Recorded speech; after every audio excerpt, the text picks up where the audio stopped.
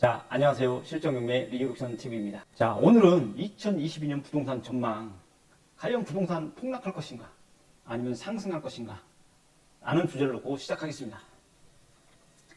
2021년 9월 대출 중단 사태로 부동산 하락 심리가 본격적으로 발동할 것이고, 대선 이슈가 충돌하면서 실수요든 가수요든 관망세로 돌아설 것이다.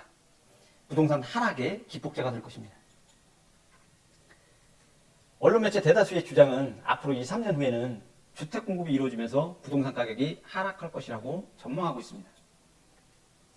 아주경제 2021년 9월 12일자 기사를 보면 공급 부족의 집값 상승, 2, 3년 지나야 조정이 시작된다고 전망하는 뉴스가 넘쳐나고 있습니다. 실수요자는 한숨만 나오는 상황이죠. 그리고 대표적인 하락 문자인 라이트하우스, 박군기작가 TV, 박감사 리얼라이, 김종갑의 경제 부동산 등 소수의 하락론자의 주장의 공통점은 현재 부동산 가격은 하락할 수밖에 없다라는 주장입니다. 저도 하락론자 의견에 한 표를 던집니다. 그 이유는 다음과 같습니다. 상승론자들의 대부분은 주택 공급 부족을 절대적인 집값 상승 요인으로 꼽고 있습니다. 그러나 공급이 부족한 것이 아니라 가수요가 증가한 것입니다.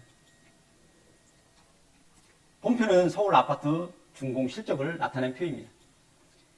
2008년 53,287가구가 공급되었고 2014년, 2018년, 2019년, 2020년도에는 55,544가구가 공급이 되었습니다. 08년도에 비교했을 때 결코 적은 물량이 아니었죠. 공급이 부족한 게 아니라 가수요의 증가로 부동산 가격은 상승했습니다. 실수요 이외의 가수요는 주거 목적이 아닌 투자 수요가 급증하면서 공급 부족 현상을 만든 것이죠. 결국 투자 수요의 증가가 공급 부족 현상을 만들었습니다. 결론은 공급이 부족했던 것이 아니라 상대적 수요에 의한 공급 부족 현상이었습니다. 2019년 연합뉴스를 보면 분양 물량 38만 6천 가구 아파트 쏟아진다. 최근 5년간의 평균 분양 실적보다 23%가량 많은 숫자입니다. 경기 침체와 각종 규제의 영향으로 내년 부동산 시장 전망이 밝지않은 상황이라 실제로 얼마나 분양될 수 있을지는 지켜봐야 한다는 염려스러운 기사가 나왔죠. 이 시기에는 절대 공급이 부족하던 시기가 아니었다는 것을 반증하고 있습니다. 그래서 대형 건설사들은 어떻게 하든 분양을 성공리에 맞춰야 하는 상황이었죠. 아무튼 대형 건설사들은 분양에 성공했고 막대한 이득금을 챙깁니다. 2021년 1월 22일 국토교통부 발표에 의하면 최근 4년간 아파트 공급량이 통계 집계 이래 최대치를 기록했다고 발표했습니다. 대형 건설사, 언론 매체, 일부 상승론을 주장하며 많은 회원수를 보유한 부동산 전문가들이 갭 투자를 양산하여 패닉바잉 현상을 만드는 1등 공신이 되었다는 것은 부정할 수 없는 사실입니다. 부동산 가수요가 실수요자로 바뀐 대표적인 사례가 2020년, 2021년 영끌 투자입니다. 패닉바잉이 불러온 참사죠. 정부의 신뢰가 무너지면서 오르는 집값에 허탈감을 느끼며 상대적 빈곤감을 느꼈을 것입니다. 정부의 부동산 정책이 실패하면서 국민은 실망감이 컸고 상승론자의 예상은 적중했죠.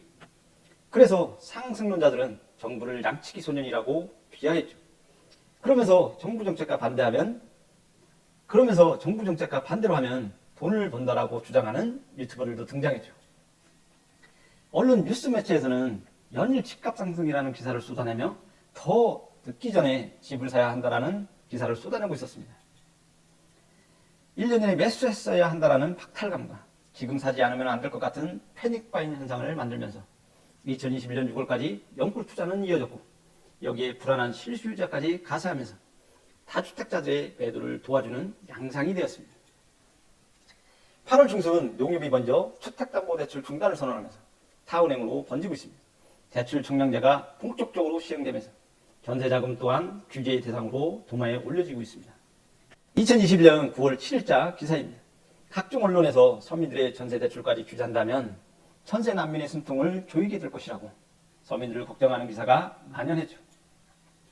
이제 분명한 것은 대출 총량제가 본격적으로 시행이 되었고 거기에 전세자금 대출까지 규제하겠다라는 정부의 입장이 표명이 되었습니다. 2021년 8월까지 전체 가계대출 중 51%가 전세자금 대출입니다. 전세자금 대출은 대출 규제를 피해갔고 쉬운 절차와 최저금리로 갭 투자를 가능하게 만들었습니다. 우리나라 서민들을 위한 특별한 제도이지만 자산 증식의 수단으로 이용된 것은 결코 부정할 수 없는 사실입니다. 부동산 가격이 놀라운 속도로 상승하면서 가계부채 증가율 또한 가파르게 상승하고 있습니다. 가계부채가 2021년 9월 1,800조를 넘어서며 거품의 위험성을 경고하고 있습니다. 가계부채, 전세자금대출 등 대출이라는 지렛대 효과로 많은 주택수를 보유한 다주택자들은 현세 만기가 도래했을 때 전세 보증금만 오른다면 대출 규제와 상관없이 막대한 부를 축적해 갈 수 있을 것입니다.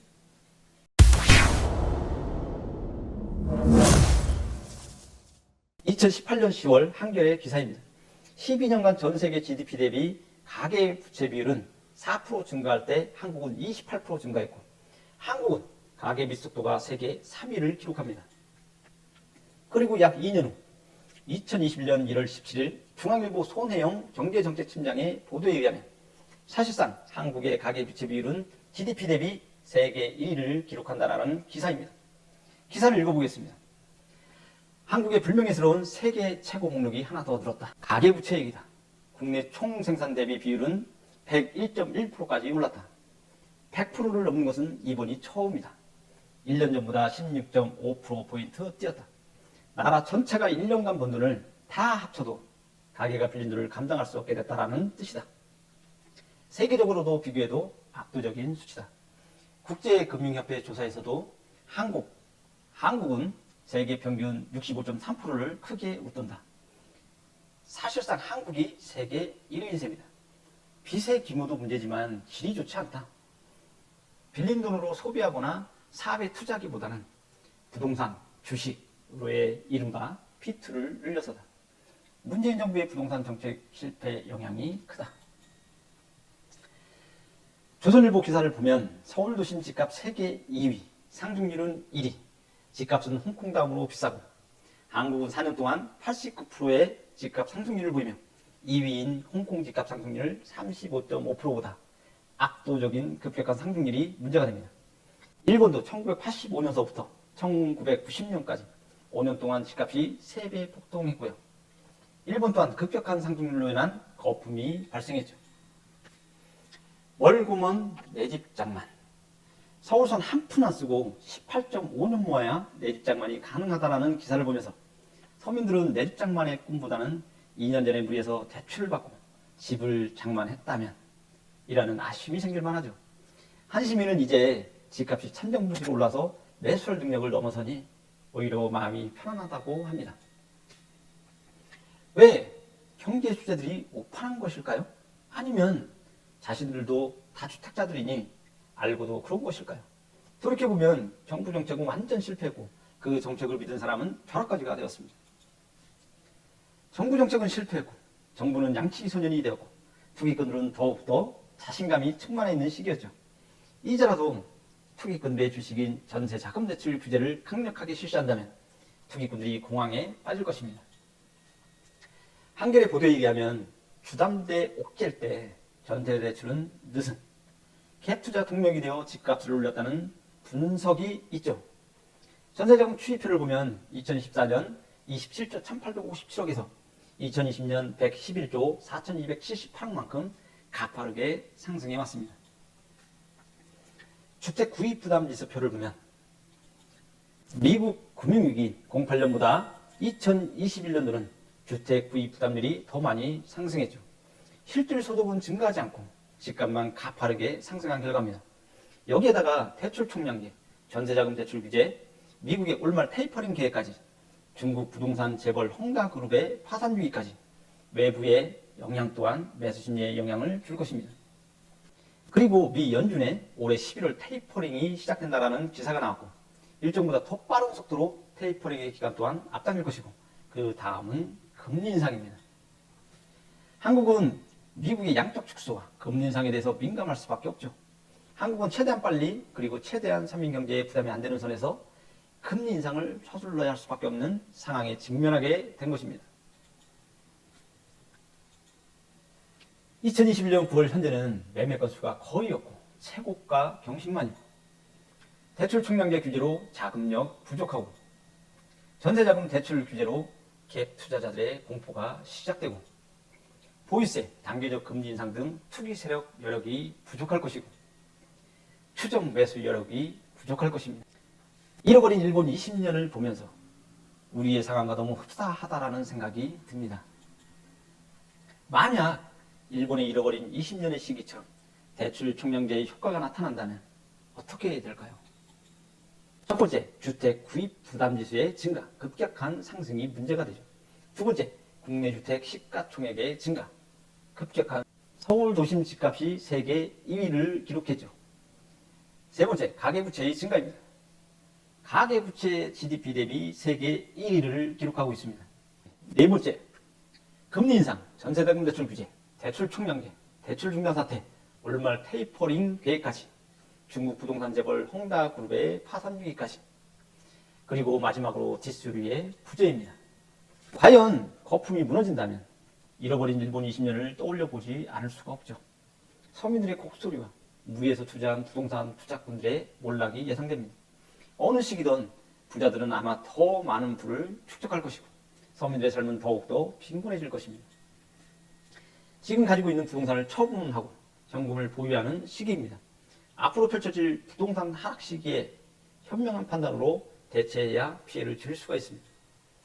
또한 정부도 잃어버린 일본 20년을 교훈 삼아 서민들의 고통을 최대한 줄이는 정책이 나오기를 바라며 또다시 갭 투자자들의 숨통인 전세자금 대출에 대해서 더 효과적인 규제가 나오기를 기대합니다. 1993년 일본의 경제 백서를 보면서 지금 현재 우리도 부동산 가격이 더 상승할 것인지 아니면 하락할 것인지 미리미리 준비해서 피해를 최대한 줄이는 것이 중요합니다. 일본도 잃어버린 20년 동안 서민들에게는 고통의 시간이었을 것입니다. 마지막으로 1993년 일본 경제 백서를 낭독하면서 마무리하겠습니다. 법을 통해서 공짜 점심은 없다. 무에서 위를 창조할 수는 없다라는 경제의 대원칙이 재확인되었다. 법을 속에 있을 때는 누구도 손해를 보지 않고 모두가 이익을 보는 것처럼 보인다. 하지만 버블이 한번 발생하게 되면 경제적으로 커다란 비용을 치러야 한다. 시청해 주셔서 감사합니다.